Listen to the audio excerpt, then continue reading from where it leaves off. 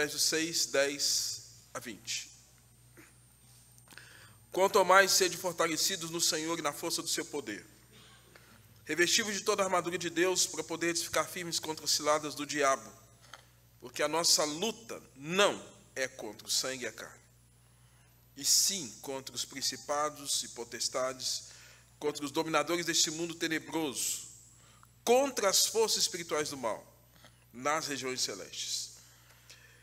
Portanto, tomai toda a armadura de Deus, para que possais resistir no dia mau, e depois de teres vencido tudo, permanecer inabaláveis. Estai, pois, firmes, cingindo-vos com a verdade, vestindo-vos com a couraça da justiça, calçai os pés com a preparação do evangelho da paz, embraçando sempre o escudo da fé, com o qual podereis apagar todos os dardos inflamados do maligno. Tomai também o capacete da salvação, que é a espada do Espírito, que é a palavra de Deus, com toda oração e súplica, orando em todo o tempo, no Espírito, e para isso vigiando, com toda perseverança e súplica por todos os santos, e também por mim, para que me seja dada, no abrir da minha boca, a palavra para com intrepidez fazer conhecido o mistério do Evangelho, pelo qual sou embaixador em cadeias, para que em Cristo eu seja ousado para falar como me cumpre fazer. Até o verso 20. Pai Santo, mais uma vez, eu careço da Tua bênção, da Tua direção, da exposição da Tua palavra, que chegue não somente à mente, mas ao coração. Mas essa é a obra que eu não posso fazer, senão tão somente do Santo Espírito. Por isso clamo, suplico auxílio e a iluminação do Espírito Santo sobre cada um aqui, ó Deus, os que estão presentes no templo, os que estarão ou estão em suas casas, para que nós discernamos, ó Deus, a realidade da qual nós estamos enfrentando dia após dia. Ó Deus, dá-nos, ó Deus, um espírito quebrantado, tira de nós toda ideia preconcebida, tira de nós, ó Deus, tudo aquilo que não é teu, para que a palavra adentre, encontre guarida, encontre lugar e frutifique na nossa vida. Deus, que nós não sejamos como meninos, de um lado para o outro, agitado, levado por qualquer vento de doutrina, mas sejamos homens e mulheres que estejam caminhando na maturidade cristã, na realidade a qual o Senhor tem nos chamado, ó Deus, como foi orado aqui também pela Raquel, para que nós pudéssemos ser cada vez mais parecidos com Jesus. Assim oramos, com perdão dos nossos pecados, em nome dele. Amém. Irmãos, igreja militante. Igreja militante. Fato que a nossa teologia ela tem dois aspectos quando fala de igreja: eclesia, assembleia, reunião. Igreja militante é essa igreja que está aqui na terra, lutando em tese com 3 inimigos.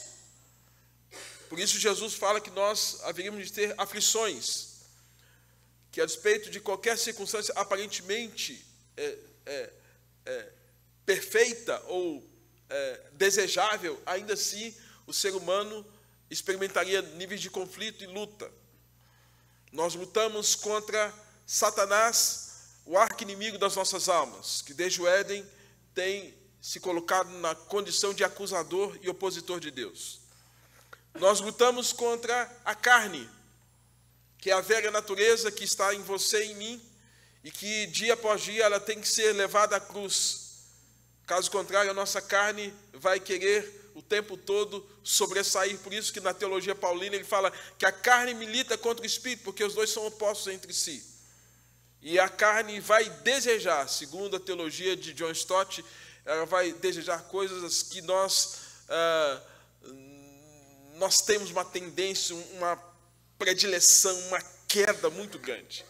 E não foi o Espírito Santo para trabalhar isso na nossa vida, irmãos. Evidentemente, a carne vai ser também um dos nossos maiores inimigos. Quando Paulo vai falar sobre as obras da carne, e fala, e são conhecidas, ele vai falar do quanto a questão sexual mexe com cada um de nós, a respeito de idade, tempo, cultura, prostituição, impureza, lascívia. Isso é latente na raça humana e no ser humano, e quanto isso leva o homem a um distanciamento de Deus pela busca do prazer, do hedonismo. O quanto na teologia paulina, em Gálatas capítulo 5, que nós lemos aqui, fala prostituição, impureza, lascívia. Vai falar como nós somos ruins nos relacionamentos.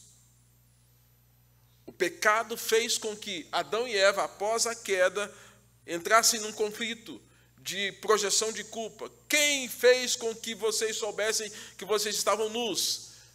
Foi a mulher que o Senhor me deu. A dona Eva falou assim, não, foi a serpente que me enganou. A serpente não tinha para onde pôr a culpa, né? Conflito. Esconderam de Deus, um do outro.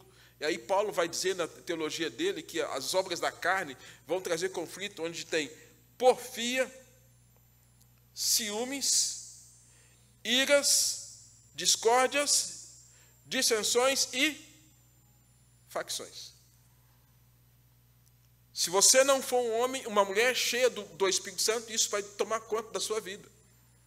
Ciumento, ciumenta, porfia, ficar falando mal por trás, ciúmes, eu quero isso, eu não quero aquilo, discórdia, dissensão, conflito, tensão, né? Discussão, facção, partidarismo, obra da carne.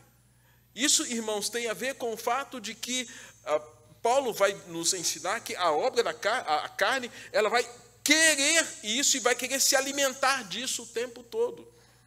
E ainda o fato que Paulo vai dizer que a carne deseja, é algo latente, evidente, ser saciada com muita comida. E ele chama isso de glutonaria. Muita bebida. Ele chama isso de bebedice. A carne quer isso. Então, a carne é um dos grandes inimigos que nós temos.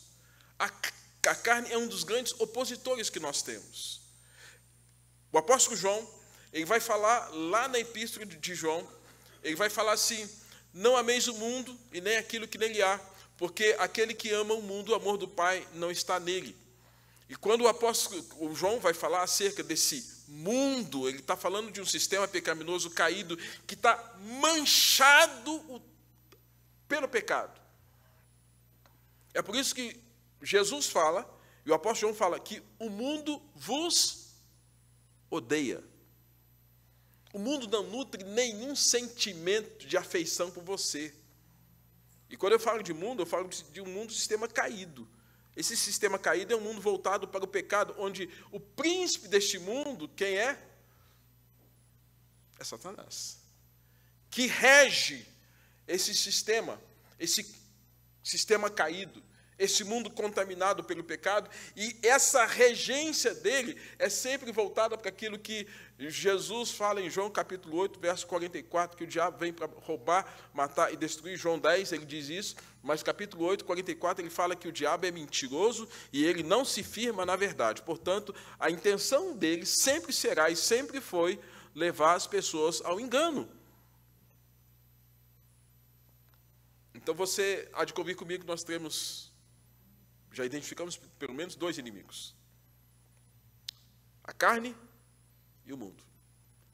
Na teologia paulina, Paulo fala Romanos 12, verso 3, e não vos conformeis com esse aion, palavra grega, aion, século, com esse sistema pecaminoso caído.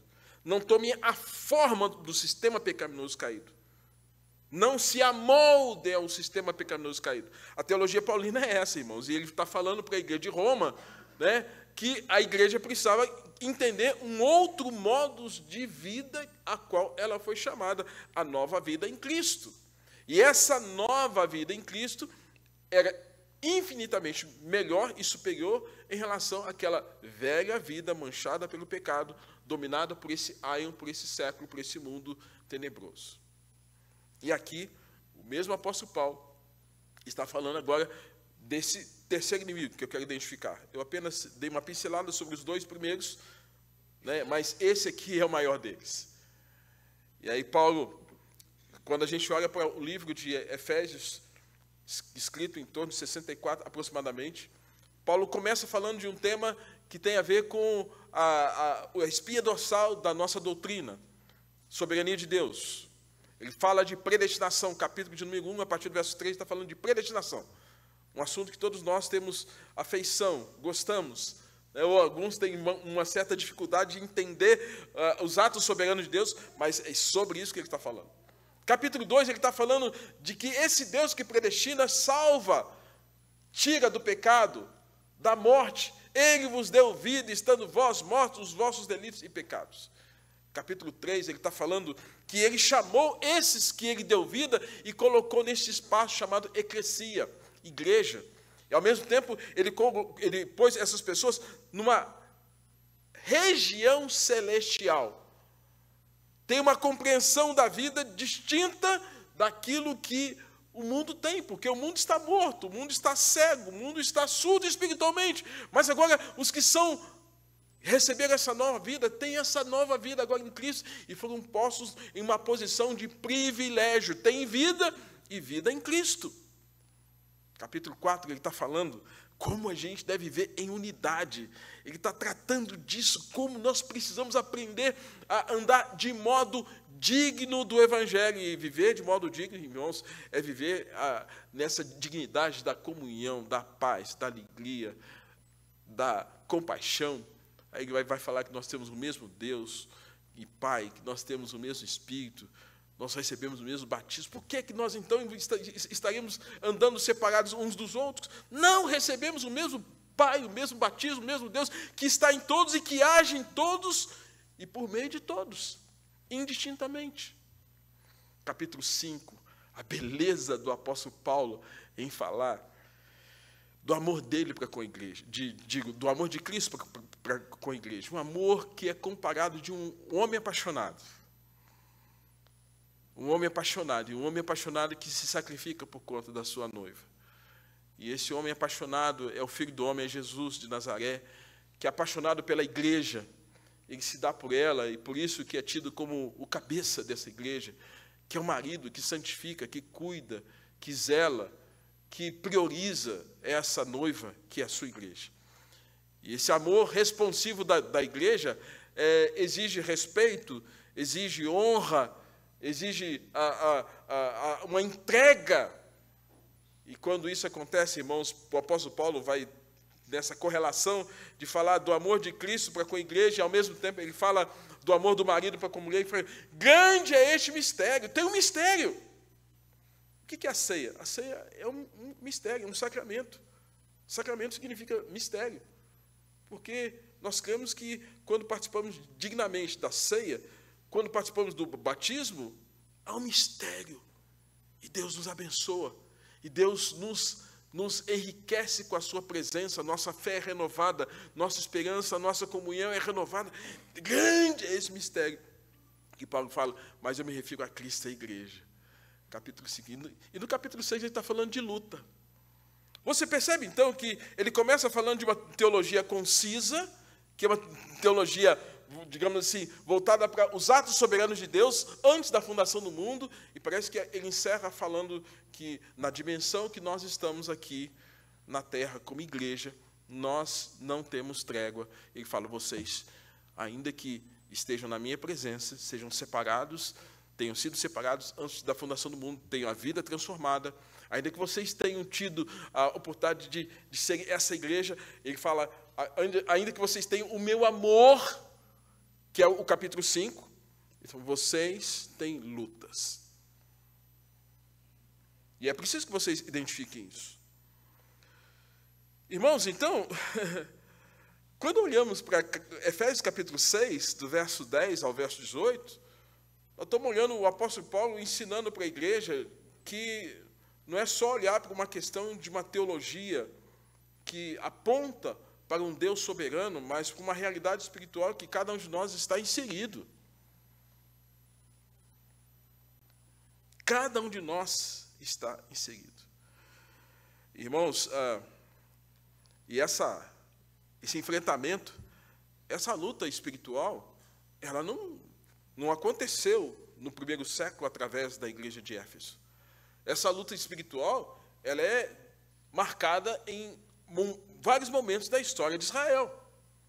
Por exemplo, quando nós observamos quando Moisés foi levantado pelo Senhor para ser o tipo de Cristo, o libertador do povo hebreu, à medida que Moisés era levantado para fazer um milagre, para tornar Deus conhecido, evidentemente mostrar o poder de Deus, logo em seguida, os magos e encantadores de Faraó faziam o quê? Faziam o mesmo.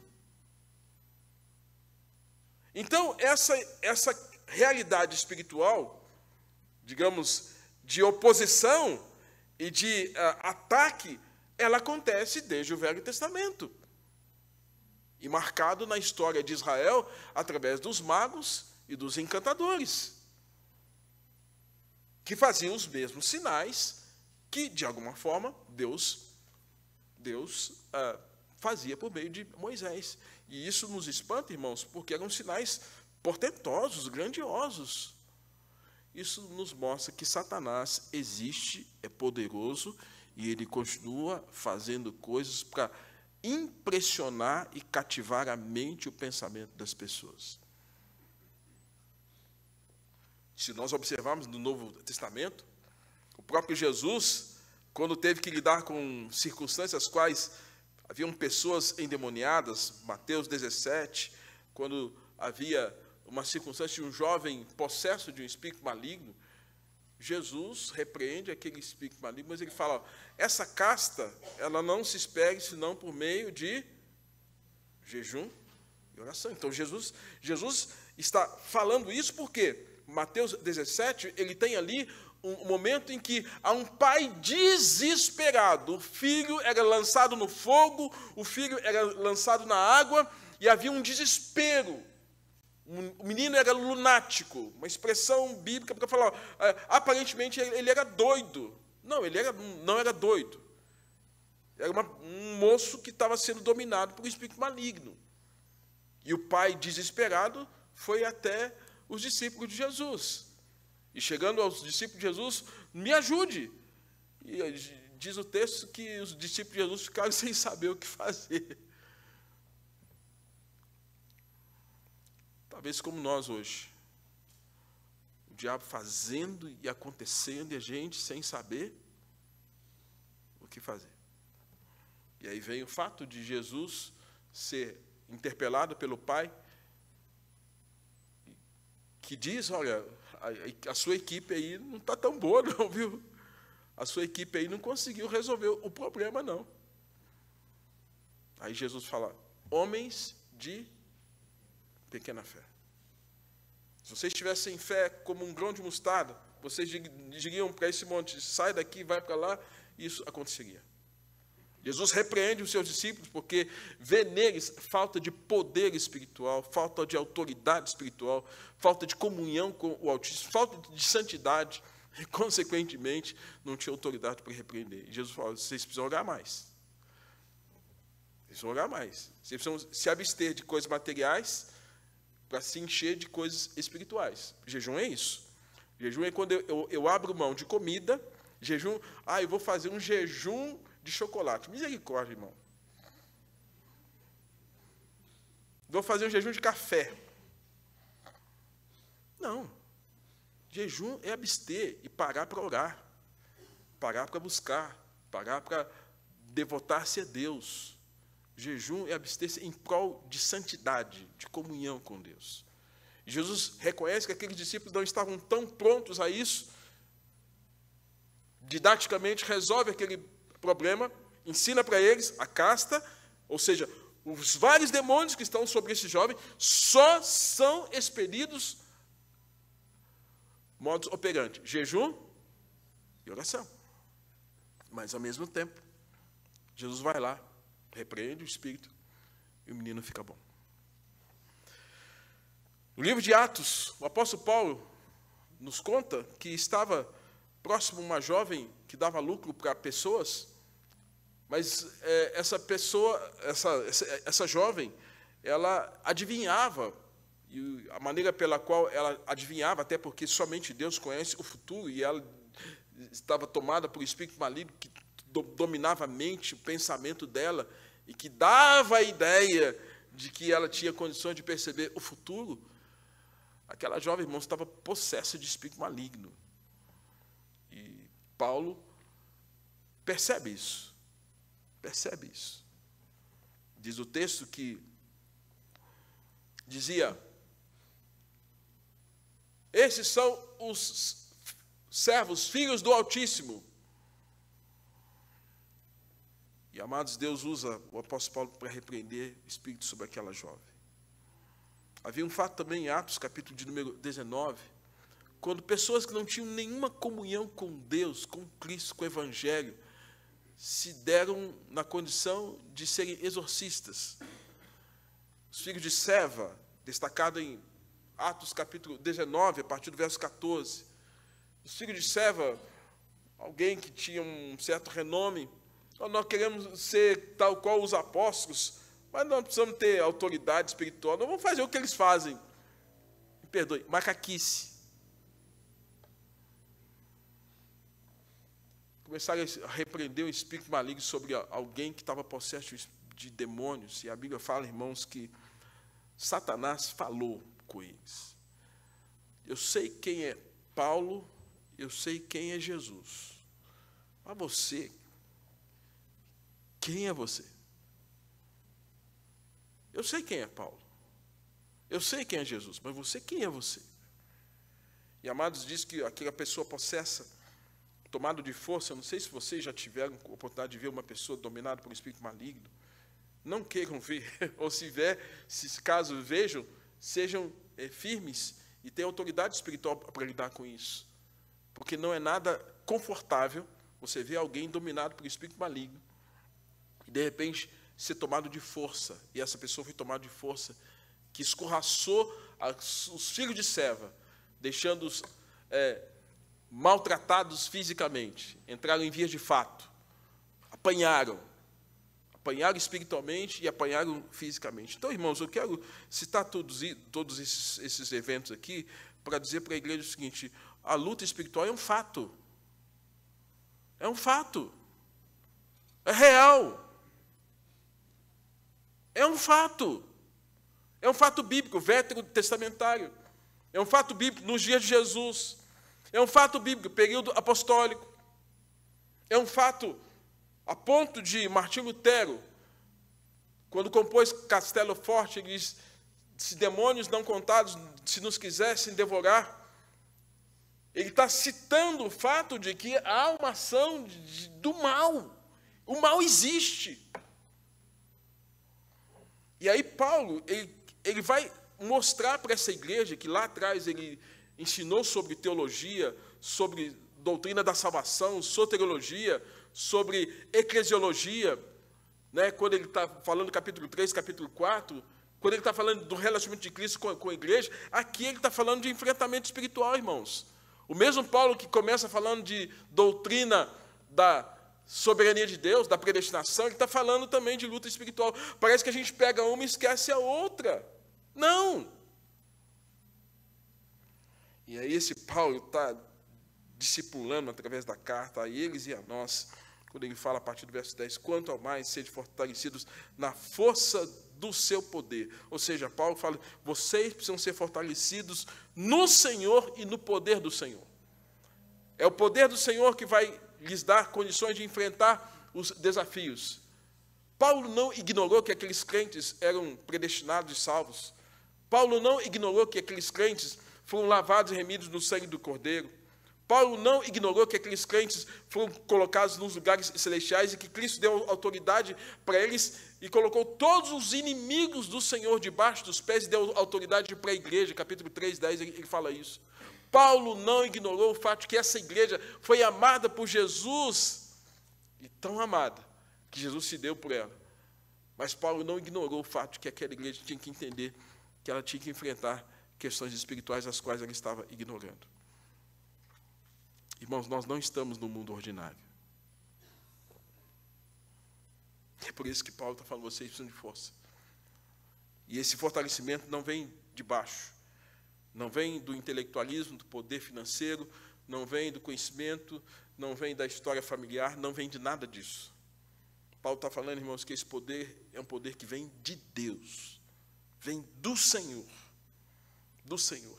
E aí ele fala que quando nós precisamos estar vestidos, e a ideia vestir e revestir, ele usa a ideia de uma armadura, dessa armadura de Deus, para que nós pudéssemos estar firmes contra as ciladas do diabo. Eu quero fazer um contraponto aqui, que certamente está na sua mente, porque lá no livro de 1 Samuel, quando nós olhamos o capítulo de número 17, quando o Golias, aquele homem de 2,90 metros, estava, de alguma forma, afrontando o povo hebreu, Deus levantou um menininho de 12, 13 anos, Davi, ruivozinho, baixinho, pastorzinho de ovelhas, que andava com uma harpa na mão, certamente com algum cajado, alguma vara, e certamente tinha muita habilidade, como todo hebreu, em lidar com uma funda.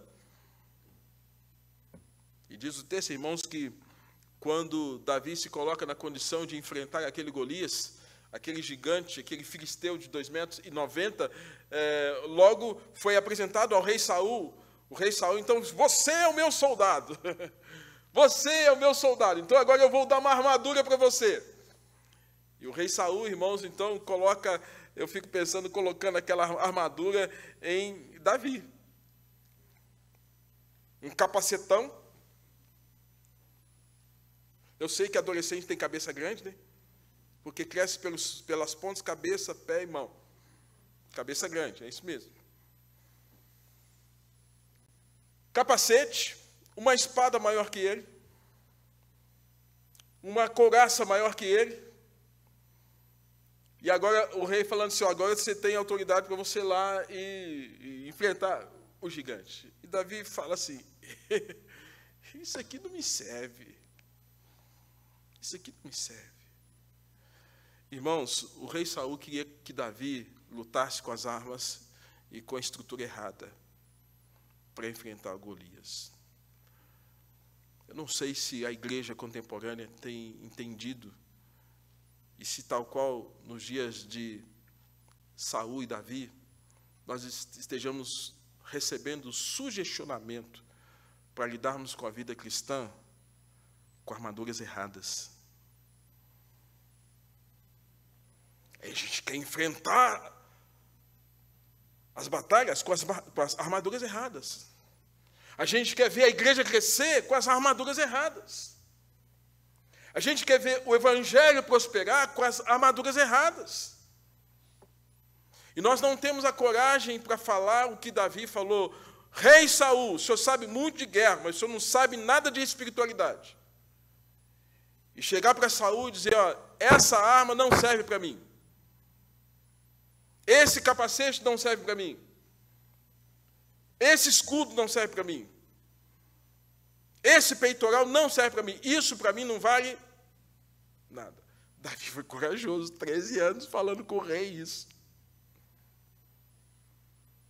E a gente querendo vencer, irmãos, um monte de batalha, com um monte de arma, que Deus está falando, você vai usar isso para vencer no meu reino?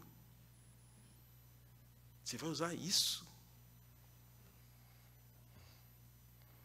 Quando a gente tem discernimento espiritual, irmãos, a gente vê um monte de gente fazendo uso de armas erradas para tentar fazer a obra de Deus. Não vai dar certo. Não vai dar certo. É por isso que Paulo está falando, vocês vão ser revestidos de poder. De quem? Do Senhor. E ao olharmos, irmãos, para a circunstância do tempo presente, da nossa época, nunca se viveu um tempo tão difícil no mundo como nós estamos vivendo hoje. Ético, moral, relacional, religioso. Um tempo difícil. E qual a maneira que nós vamos enfrentar esse mundo?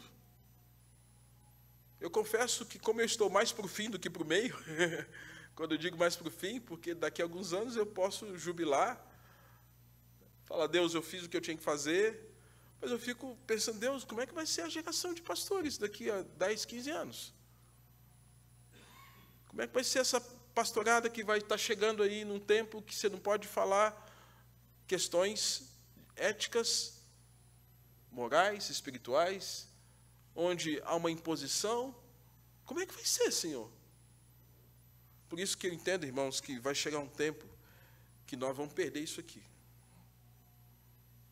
Se a gente não valorizar isso aqui, vai chegar um tempo que nós vamos perder isso aqui.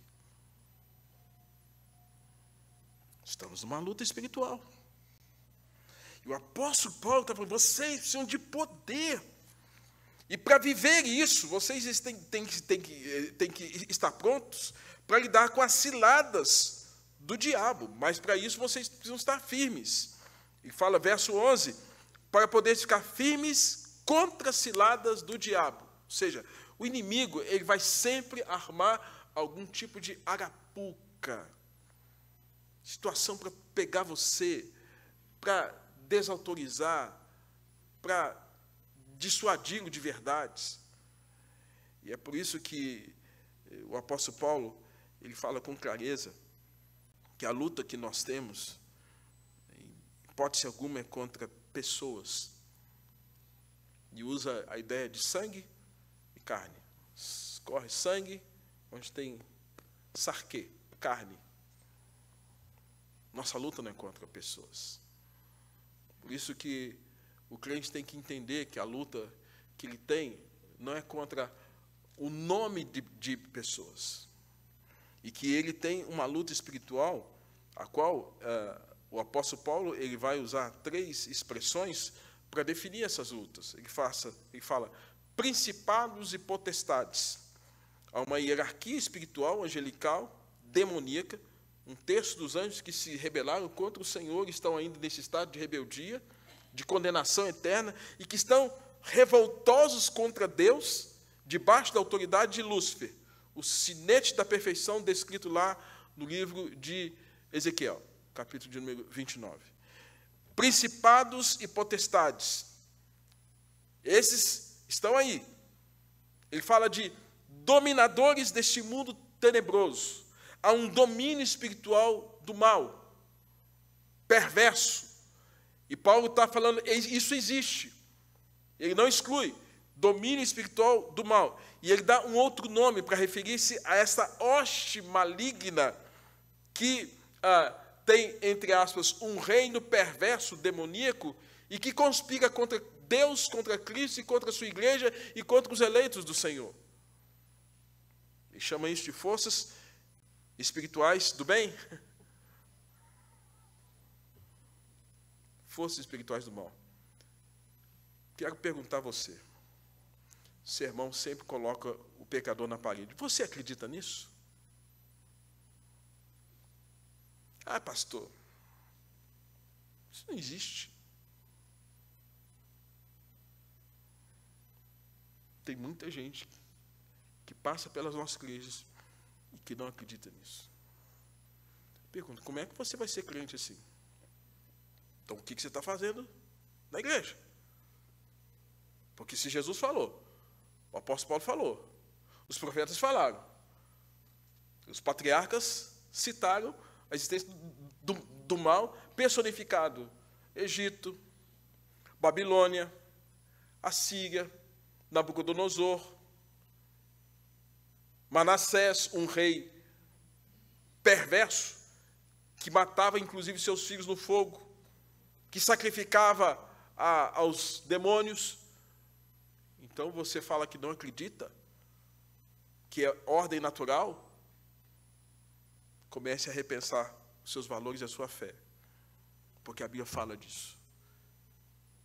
E o hino que cantamos, 147, fala de uma vitória. Então Jesus está vencendo o quê? Ou está vencendo quem? Jesus, irmãos, quando nós cantamos, ele não está lutando contra si mesmo. No vencendo, vem Jesus, é uma vitória contra Satanás, contra a carne e contra o mundo.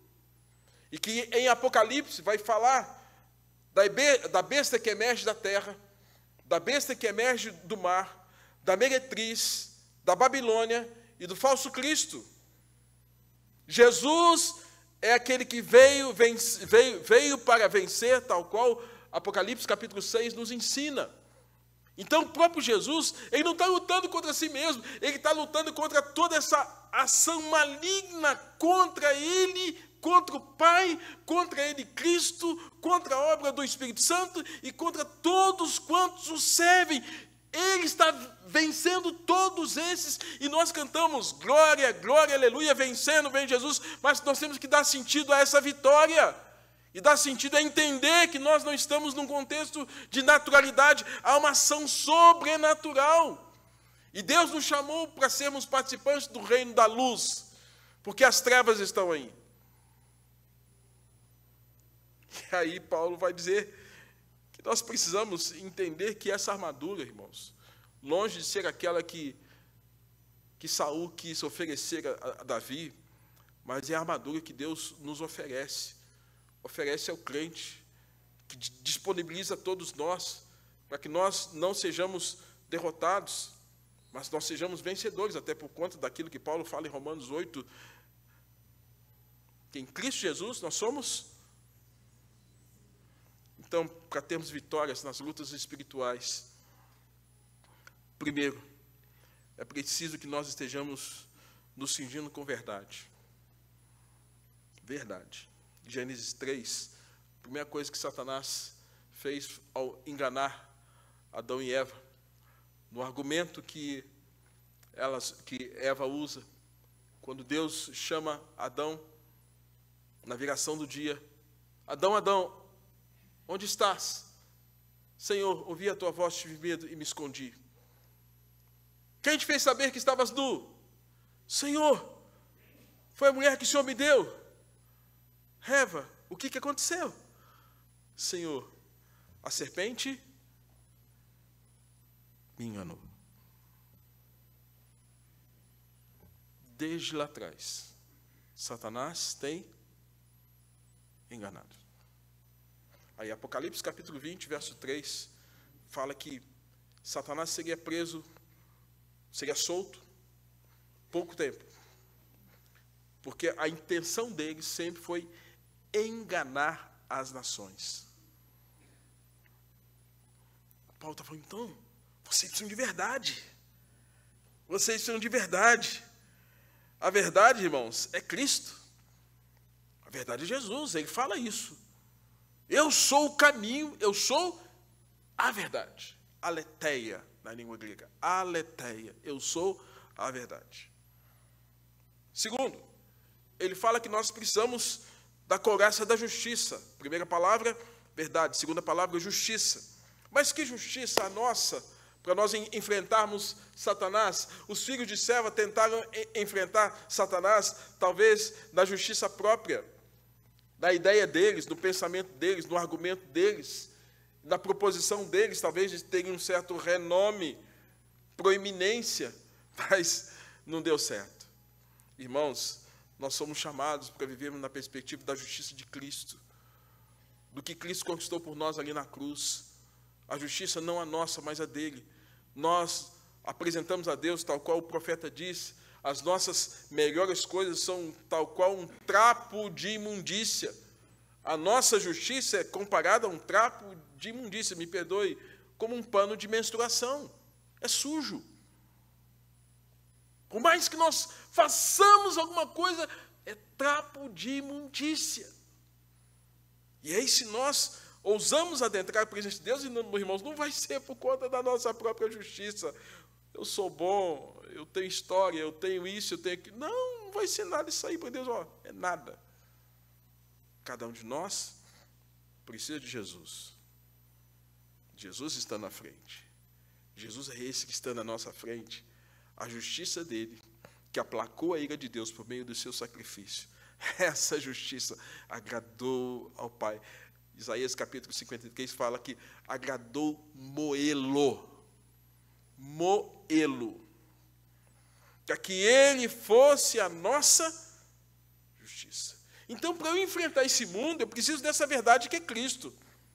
Mas eu preciso conhecer essa verdade. Não é só a verdade, eu preciso conhecer profundamente essa verdade. Eu preciso dessa justiça que é aplicada em Cristo. Eu preciso, irmãos, do Evangelho. E Evangelho é o Angélio, na língua grega. Evangelho significa boas notícias. Porque o que nós temos de más notícias, estamos aí repletos de circunstâncias de más notícias. E o apóstolo Paulo vai dizer em Romanos 1,16, eu não me envergonho do Evangelho, das boas novas, das boas notícias. Eu não me envergonho desse Evangelho, porque esse Evangelho é poderoso. Esse Evangelho tem poder para a salvação de todo aquele que crê. E ele põe em primazia judeu, depois os gregos. Esse Evangelho que você precisa receber e viver para enfrentar as hostes malignas que estão aí, os principados e potestades, os dominadores desse mundo tenebroso, as forças espirituais do mal, que às vezes de maneira sutil adentram a nossa casa, a nossa porta, a nossa família, aos nossos pensamentos, e que às vezes a gente acha, não, pastor, é só lá fora. Não, não é só lá fora não, meu irmão. Paulo está falando para essa igreja que foi predestinada, a falar, olha, vocês precisam estar atentos a isso, que vocês têm uma luta espiritual séria. E essa luta espiritual não exclui vocês que foram escolhidos, que são santos, que fazem parte da igreja de Deus. Paulo fala da verdade, fala da justiça, fala desse evangelho que é traduzido na pessoa de Jesus, porque ele é o príncipe da paz. Fala também que nós precisamos da fé. E a fé, irmãos, não é essa fé que é descrita como fé temporal, quando os indivíduos buscam a Deus na hora da dificuldade, na hora do aperto, que é como chuva de verão, vem e vai. Eu brinco que há pessoas que são os crentes 6 horas. 6 horas por mim? Desculpe a piadinha sem graça. 6 horas por mim? E pede que outros orem. Deus ouve? Deus ouve. Deus cura? Deus cura. Deus faz milagres? Deus continua trazendo graça. Só o fato da gente estar vivo já é um grande milagre. Mas tal qual aqueles 10 leprosos, são pessoas que são intencionais, buscam a Deus em função de uma necessidade e não em função de quem Ele é. Aqueles que têm uma fé, que eu poderia dizer que é tal qual a fé dos intelectuais, tem conhecimento sobre Deus, sobre Cristo, sobre a história, mas não tem no coração. Nicodemos era um deles. Ele sabia tudo sobre o Messias, mas não tinha encontro ainda com o Messias. A mulher samaritana sabia tudo sobre Jacó, sobre Sicar, sobre a história de Israel, mas ela não conhecia aquele que poderia dar a ela água viva. Ela não conhecia. Tinha a teologia onde? Na cabeça. Eu posso dizer isso hoje com tranquilidade. Meus 31 anos de pastorado me dão esse cabedal. Queridos, hoje o que mais as igrejas buscam são pastores convertidos e consagrados a Deus.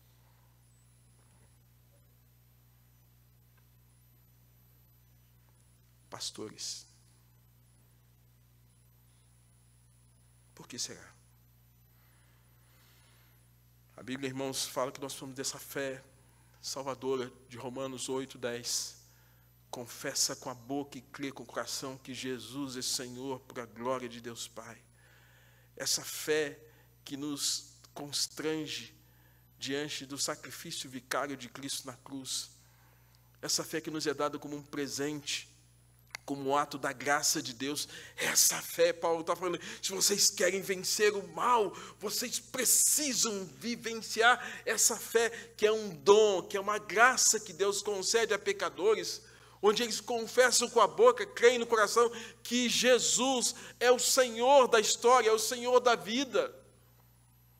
E ela vai ser um escudo. Porque Jesus é o nosso escudo. Embraçando sempre o escudo da fé. O justo viverá pela fé. quarta palavra que eu aprendo aqui nesse texto, irmãos, é a palavra capacete da salvação.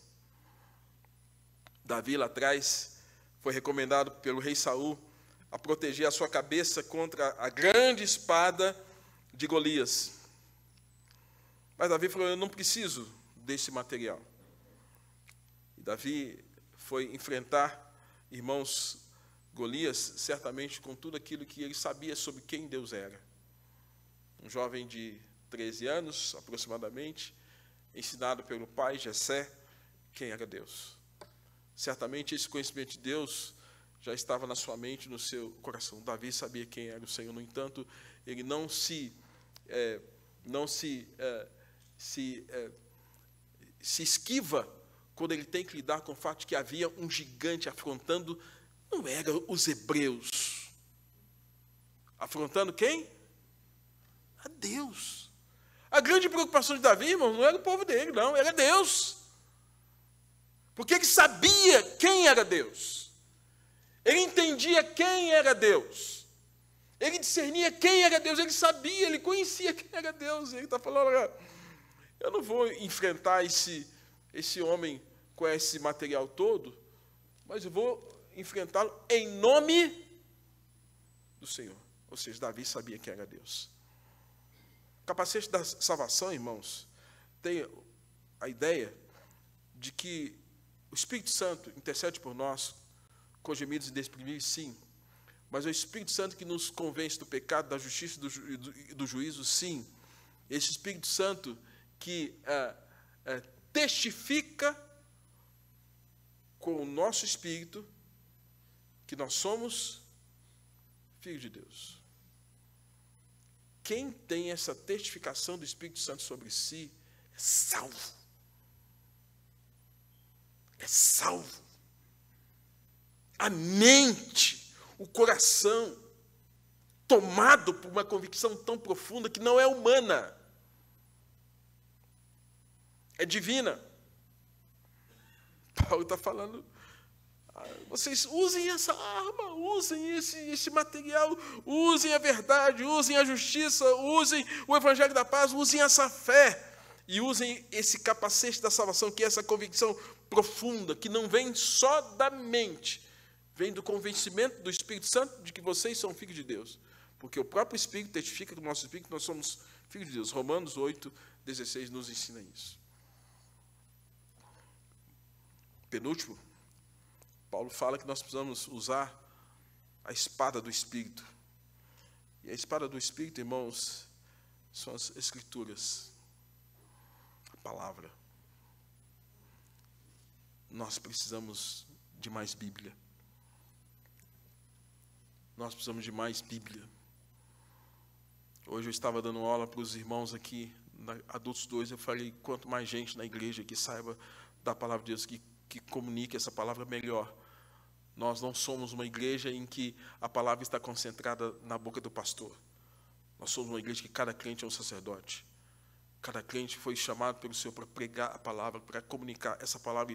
E quanto mais pessoas ouvirem a palavra, mais o Senhor vai estar usando vidas para levar pessoas ao Evangelho, para edificar, para corrigir, mas também para trazer ao Evangelho. E essa é a espada, é o único instrumento de ataque que nós temos diante desses inimigos.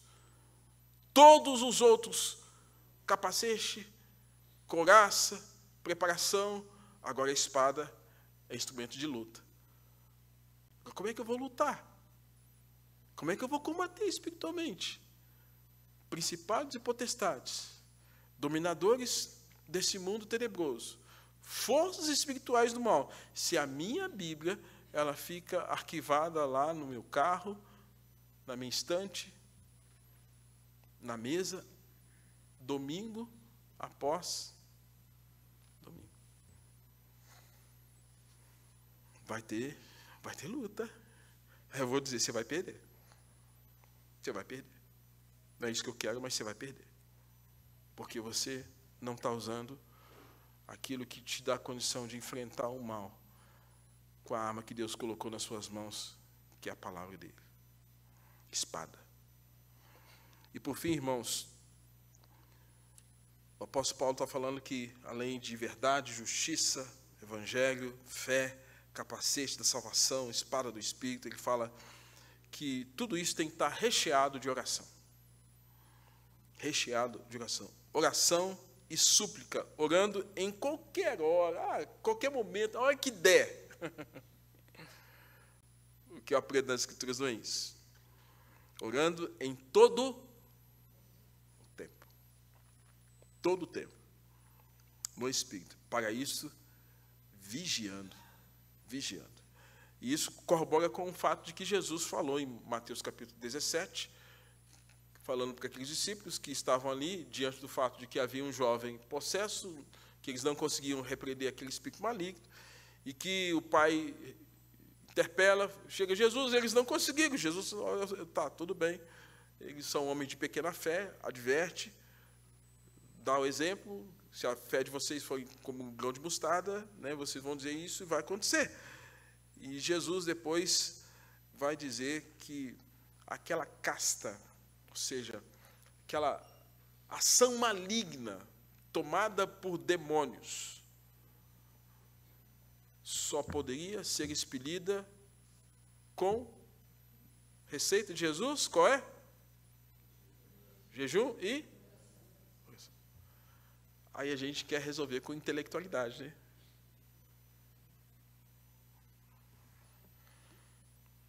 Precisamos voltar na escola de Cristo, né, irmãos? Essa caça não se expele senão por meio de jejum e oração. Se você quer um manual para enfrentar as lutas, faça uso desse manual que o apóstolo Paulo nos dá. Verdade, longe de mentira, justiça, não a sua, mas que vem do alto. Evangelho da paz, evangelho que traz salvação, a fé salvadora, esse capacete da salvação que é a ação do Espírito Santo que nos convence de que nós somos filhos de Deus, e bem como a espada do Espírito, instrumento de luta, de enfrentamento, e oração e súplica, orando em todo o tempo, no Espírito, e a comunhão profunda com o Senhor.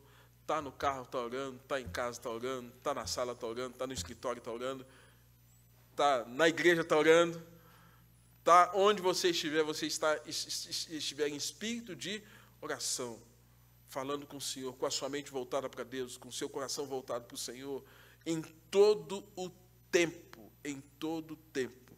E ele fala isso, vigiando com perseverança. Não tem como parar. Não tem como parar. Frase do reverendo Coine. Ele dizia o seguinte: as 3 piores funções. Primeiro, ser vigilante. Não sei se vocês se lembram disso. Ele dizia sempre quando a gente estava junto, os pastores. Segundo, ser presidente dos Estados Unidos. E terceiro, ser pastor. As 3 funções mais estressoras do mundo são essas. Por quê? Por conta do estado de constante vigília contra o pecado, contra o mal, contra as hostes do mal que assolam o mundo e que, vez por outra, ainda que nós saibamos que as portas do inferno não prevalecem contra a igreja, mas em alguns momentos ele vem contra os crentes, vem contra os filhos de Deus. E nós precisamos fazer uso da autoridade espiritual que Deus nos dá, para que nós possamos estar firmes contra as ciladas do diabo. Que Deus tenha misericórdia de nós. Nós estaremos ouvindo o coral cantar sobre o alerta. A igreja tem que estar atenta, estado de vigília. E assim nós estaremos encerrando o nosso culto após, orando também e impetrando a bênção.